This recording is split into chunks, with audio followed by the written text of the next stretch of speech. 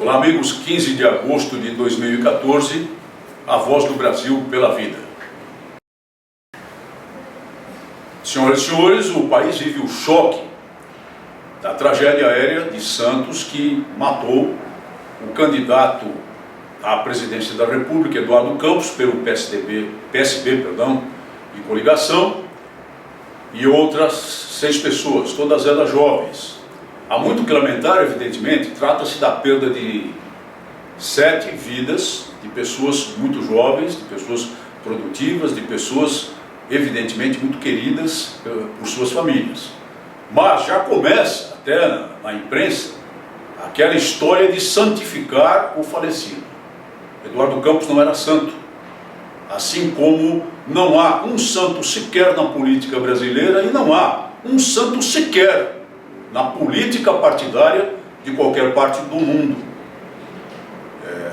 Fala-se até de que seria de mau tom discutir questões políticas relacionadas à morte do candidato nesse momento, mas isso é outra hipocrisia, porque até as pedras sabem que assim que a notícia circulou, no primeiro segundo após circular a notícia, já começaram as articulações dentro dessa coligação para decidir o destino político dela. E já há reuniões a esse respeito, sem dúvida nenhuma, e até neste momento em que eles falam, já há até a manifestação da família, na pessoa do irmão e da viúva do falecido candidato, no sentido de que a coligação deve adotar a candidatura da que figurava como vice na chapa, Marina Silva.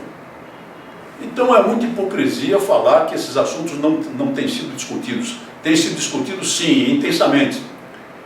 Dá engulhos, dá vontade de vomitar ver um maligno ex-presidente da República, Luiz Inácio da Silva, a telefonar para familiares do morto chorando e dando declarações de que se tratava de um personagem político, praticamente um herói nacional, quando se sabe perfeitamente que nas hostes do Partido dos Trabalhadores ele era considerado um traidor, porque cresceu politicamente à sombra desse poder, e cresceu mesmo à sombra desse poder, e depois com ele rompeu quando afloraram as suas ambições presidenciais.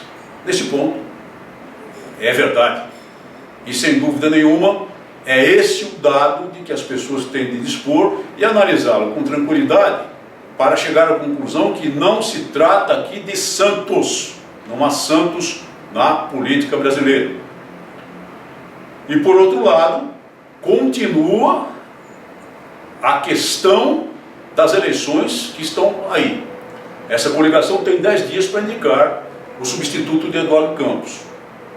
A meu ver, será indicada a Marina da Silva, porque caso contrário a coligação se desfará. A coligação feita a muito custo, articulada a muito custo por Eduardo Campos, se desfará, virará poeira. E com a concorrência, e com Marina da Silva concorrendo à presidência da República por essa coligação, a meu ver haverá o fenômeno de um aumento do número de intenções de voto, que as pesquisas, acredito, mostrarão, para essa coligação, com a recuperação de algumas intenções de voto, de um bom número de intenções de voto de Marina da Silva, lembrando que ela tem um histórico de quase 19% em uma eleição presidencial.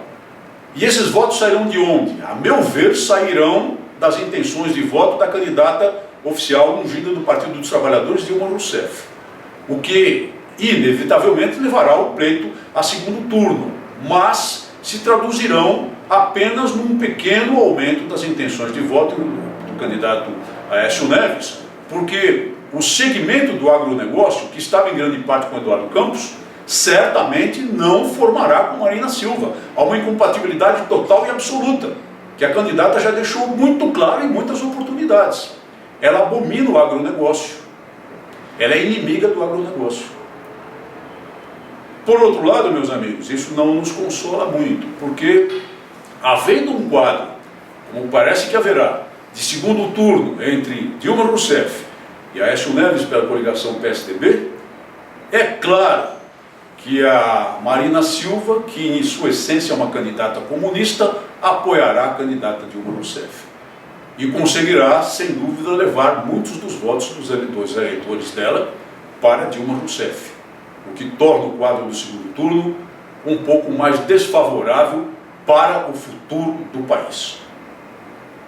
Com base nesse conhecimento, é dever do eleitor brasileiro acompanhar o quadro e tomar sua decisão desde já, de seja lá qual for a composição de forças, mudar o poder, alternar o poder, apear do poder essa gente maligna que está nos gabinetes do poder do Planalto Central hoje e que vem infernizando e praticamente destruindo a economia do país. E, evidentemente, temos que continuar com o nosso combate. Não podemos deixar de referir que o candidato falecido era do Partido Socialista Brasileiro e concorria por uma coligação liderada por esse partido. A questão é que os partidos socialistas, de modo geral no mundo e especialmente no Brasil, têm lá em seus estatutos e em seus programas partidários disposições muito claras, como no caso, por exemplo, do Partido dos Trabalhadores, do PT, ou um pouco mais sutis, no sentido de estabelecer o aborto como um direito reprodutivo da mulher. A esse respeito, de modo muito didático,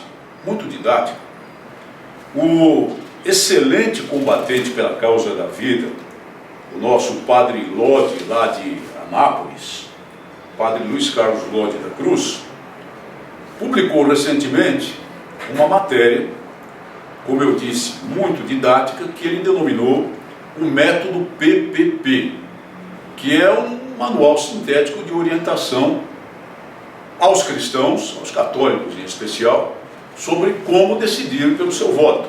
Os 3 P's dele se referem a partido, se referem a propostas e se referem à vida pregressa das pessoas que podemos escolher para votar. O primeiro item é exatamente o partido, e num dos pontos ele deixa bastante claro por que qualquer partido socialista não pode ser aceito, não pode ser escolhido para o voto do eleitor cristão. Como também escrevi no site Voto Católico em algum tempo. Em resumo, ele explica que o socialismo vê na criança, por nascer, algo simplesmente subordinado à vontade da sociedade. Se for proveitosa para a sociedade, que nasça. Se for trazer ônus ao Estado, mais custos do que benefício, ou seja, uma visão absolutamente econômica e materialista da vida, que seja abortada. E esse, efetivamente, é o princípio dos partidos socialistas em relação à prole. Então não é possível votar no Partido Socialista, não poderia ser possível apoiar qualquer coligação socialista, qualquer coligação que tenha isso nos seus estatutos, ou nos seus programas partidários, ou em ambos, o que é muito mais provável. Então recomendo a leitura dessa matéria do Padre Lodi, cujo link será mostrado aqui. Escolham, portanto, senhoras e senhores, para levar ao poder legislativo, para levar aos gabinetes do executivo, candidatos que tenham uma posição pela vida absolutamente clara, absolutamente declarada, não oportunista, e aí do 3º P do Padre Lodi, por favor leiam aquele texto, a fim de que nós tenhamos alguma chance de continuar com a nossa luta no plano político. E no estado de São Paulo, volto a recomendar o voto num grande combatente católico, o professor Hermes Neri, que concorre com o número 3155 pelo PHS, Partido Humanista da Solidariedade. Aborto é homicídio qualificado a sangue frio. É por isso que o combatemos. Mas é um crime muito fácil de praticar, porque o matador não olha a vítima nos olhos e não escuta o seu grito de terror. Muito obrigado por sua atenção e até o nosso próximo programa.